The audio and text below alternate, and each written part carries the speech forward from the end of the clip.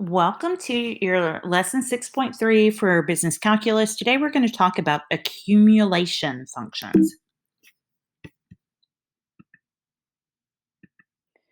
An accumulation function is a vacuum-like creature that scoops up area as it goes along and counts up how much it has so far.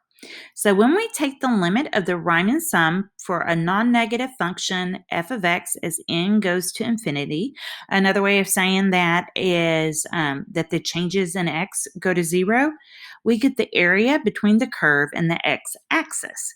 If we are finding the area from x equals a to x equals b, the notation is, if you'll recall from last time, the integral from a to b of f of x dx, where the symbol f is an elongated s that stands for sum. We call the integral from a to b of f of x dx the definite integral of f from a to b. So a and b are called the limits of integration. F of x is the integrand, and d of x indicates the variable of integration. All right, so let's look at the fundamental theorem of calculus. Let f be a continuous function defined on the interval a to b inclusive.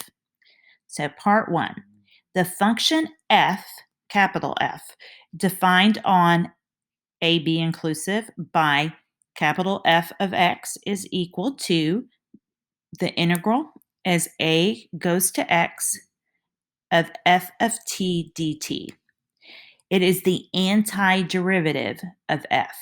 That is, if we take capital F prime of x, we would get f of x for all x in the open interval AB.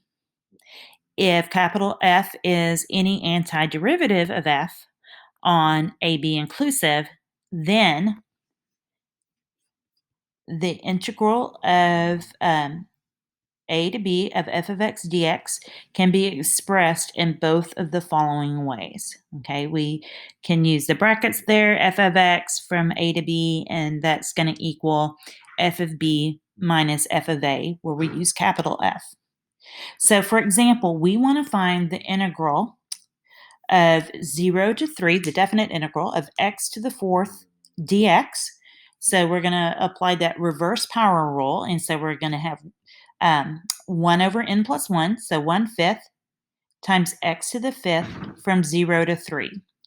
So remember, you start with f of b, and then you subtract f of a. So we're going to have 1/5 times 3 to the 5th minus 1/5 times 0 to the 5th. 3 to the 5th is 243 over 5, and then we'd be multiplying by 0 there, so we'd be subtracting 0, and so we get 243 fifths.